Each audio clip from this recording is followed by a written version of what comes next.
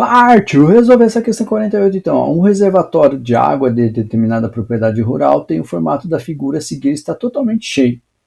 A parte inferior da figura é um cilindro circular reto de altura 10 metros e de diâmetro 20 metros. A parte superior do reservatório é um cone de altura 3 metros.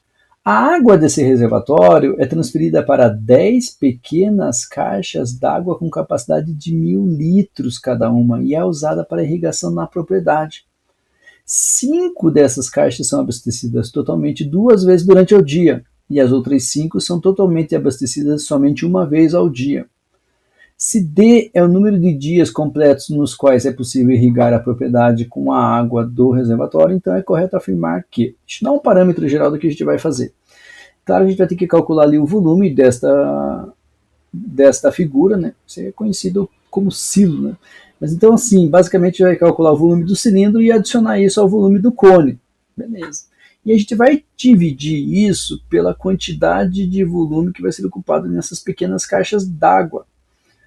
Só que nós temos um problema para a gente ver quantos dias, né, que é o desejado aqui para irrigar a propriedade. Nós temos um problema.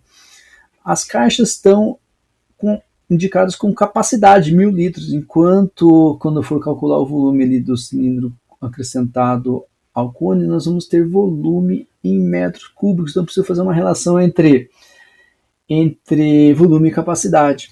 Uma coisa assim que sempre falo para os meus alunos do coração é que vocês têm que levar para a prova e colocar no coração de vocês por exemplo, 3 relações importantes. Eu gosto disso aqui, ó, 1 litro, 1 decímetro cúbico.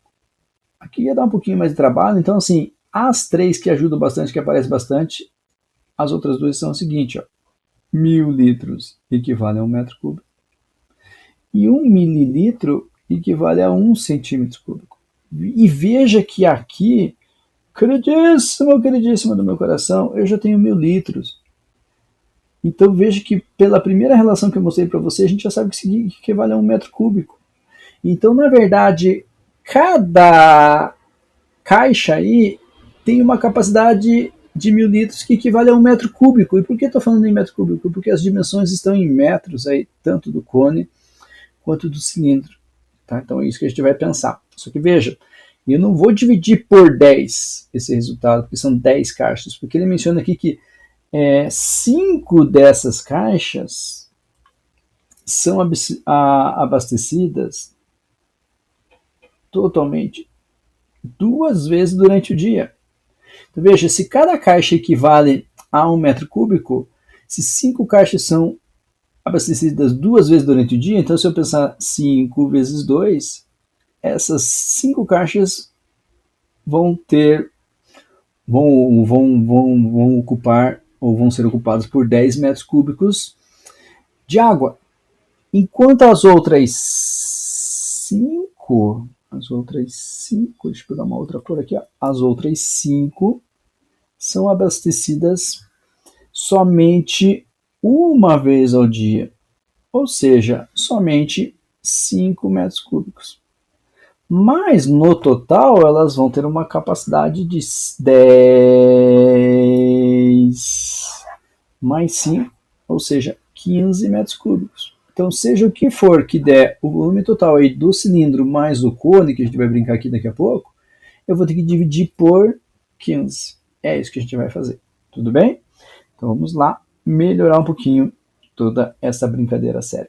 Para calcular o volume do cilindro, nós temos uma formulazinha básica lá. Volume, vamos pensar aqui, ó, cilindro primeiro. Cilindro. Beleza.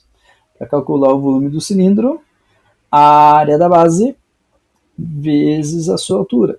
E a base é um círculo.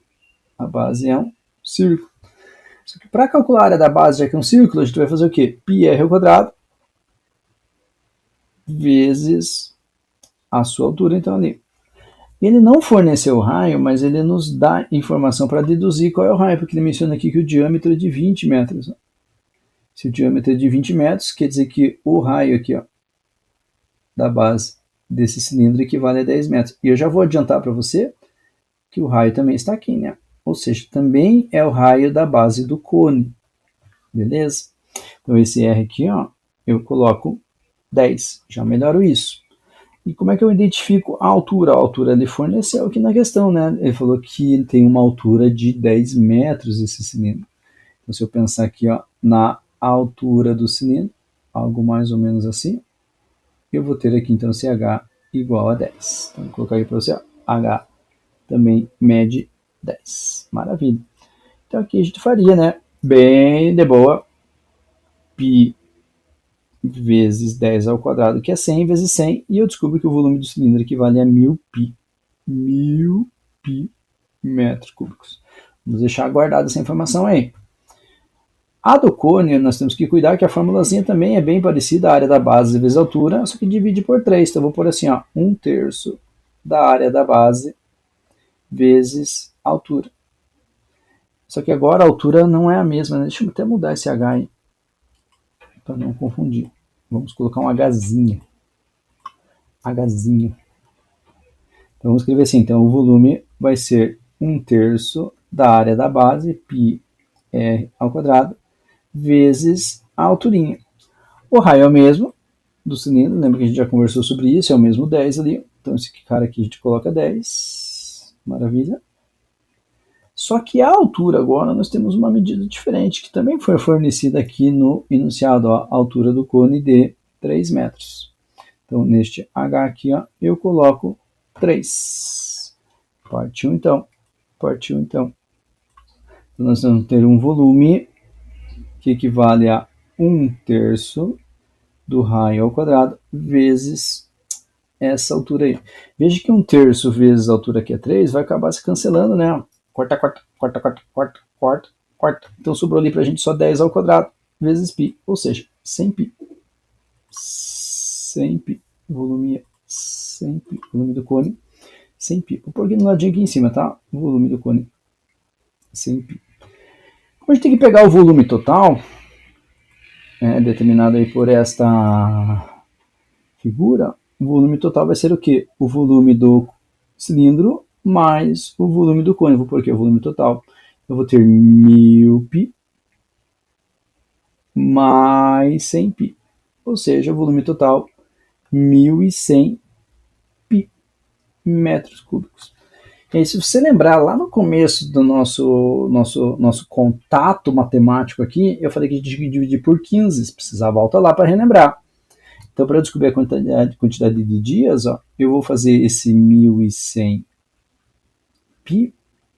dividido por 15.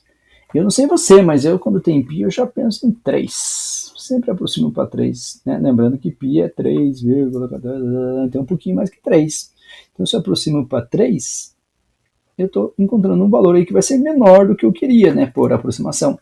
E aqui vai ser útil para mim, porque se eu simplificar ali o 3 com 15, ó, vejo que vai acabar um cancelamento aqui, e eu vou ficar com 15 divididos por 3, 5 aqui no numerador. Eu escrevi 1110 errado ali, né, 1100. Não sei se eu falei errado, mas se eu falei, estou corrigindo agora. 1100. 1000 mais 100 é 1100. E aí, se você dividir 1100 por 5, isso aqui vai dar 220 dias. Lembra que aproximadamente, né, a gente arredondou para baixo e as alternativas nos permitem fazer isso, né, marcando como correta a letra D.